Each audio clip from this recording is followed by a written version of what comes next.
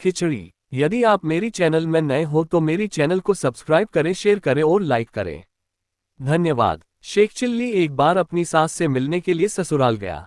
दामाद के आने की खबर मिलते ही सासू माँ ने शेख के लिए खिचड़ी बनाना शुरू कर दिया। शेख भी कुछ देर बाद ससुराल पहुंच गए। वहां पहुंचते ही सासू से मिलने के लिए शेख सीधे रसोई में चला गया। सास से बातें करते हुए अचानक शेख चिल्ली का हाथ ऊपर लगा और घी से भरा एक डब्बा सीधे खिचड़ी पर गिर गया। सास को काफी गुस्सा आया, लेकिन दामाद पर वो गुस्सा नहीं कर पाए। गुस्से को दबाकर शेख चिल्ली को उसकी सासू माँ ने प्यार से खिचड़ी खिलाई। उसे खाते ही शेख खिचड़ी के दीवाने हो गए, क्योंकि पूरा एक डब्बा घी गिरने के कारण खिचड़ी और स्वादिष्ट हो गई थी। शेख ने सासू से कहा कि इसका स्वाद मुझे काफी पसंद आया है। आप मुझे इसका नाम बता दीजिए ताकि मैं भी घर जाकर इसे बनाकर खाऊं। शेख चिल्ली को उसकी सासू माँ ने बताया कि इसे खिचड़ी कहते हैं।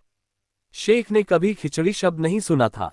वो ससुराल से अपने घर की ओर जाते हुए इस शब्द को बार बार दोहराने लगा ताकि नाम भूल न जाए। खिचड़ी खिचड़ी खिचड़ी कहते हुए शेख चिल्ली अपने ससुराल से थोड़ा आगे ही बढ़ा था कि वो किसी जगह पर कुछ देर के लिए रुका।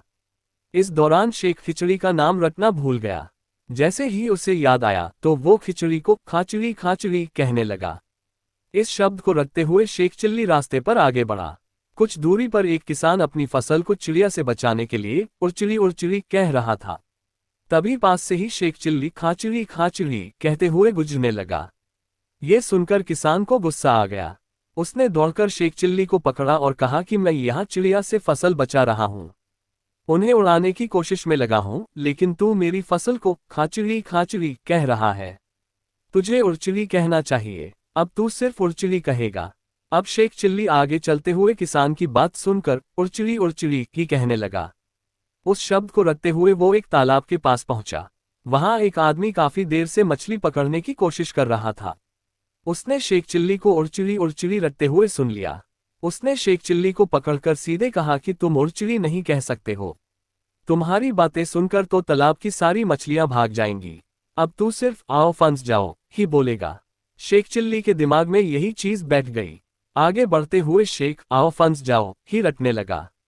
कुछ देर आगे बढ़ने पर उसके सामने से चोर गुजरे।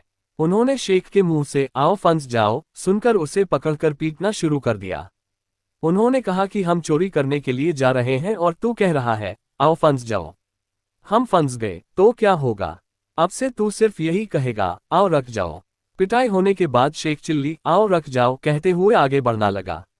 उस वक्त रास्ते में शमशान पड़ा। वहां लोग मृत आदमी को लेकर आए थे। आओ रख जाओ सुनकर उन सभी को बुरा लगा। उन्होंने कहा, अरे भाई तू ये क्या बोल रहा है?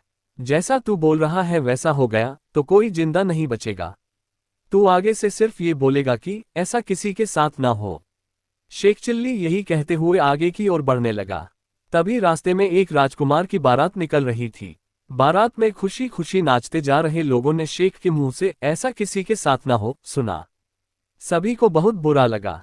उन्होंने शेख को पकड़कर कहा कि तू ऐसे शुभ समय में इतना बुरा क्यों बोल रहा है? अब से तू सिर्फ यही कहेगा ऐसा सबके साथ हो। चिल्ली अब यही कहते कहते अपने घर थका हारा पहुंच गया। वो घर तो पहुंच गया था, लेकिन उसे खिचड़ी का नाम याद नहीं रहा। कुछ देर आराम करने के बाद उसने अपनी पत्नी को कहा कि आज तुम्हारी माँ ने मुझे खूब स्वादिष्ट चीज खिलाई, अब तुम भी मुझे वही बनाकर खिलाना। ये सुनते ही पत्नी ने उस व्यंजन का नाम पूछा। शेख चिल्ली ने दिमाग पर जोर डाला, लेकिन उसे खिचड़ी शब्द याद नहीं आया। उसके दिमाग में आखिर में रटने वाले शब्द ही थे। तब उसने गुस्से में पत्नी से कहा कि मुझे कुछ नहीं पता, बस तुम वो चीज मुझे बनाकर खिलाओगी। पत्नी गुस्सा करते हुए बाहर निकल गई। उसने कहा कि जब मुझे पता ही नहीं है कि क्या बनाना है तो मैं कैसे बनाऊंगी। उसके पीछे पीछे शेख चिल्ली भी चलने लगा।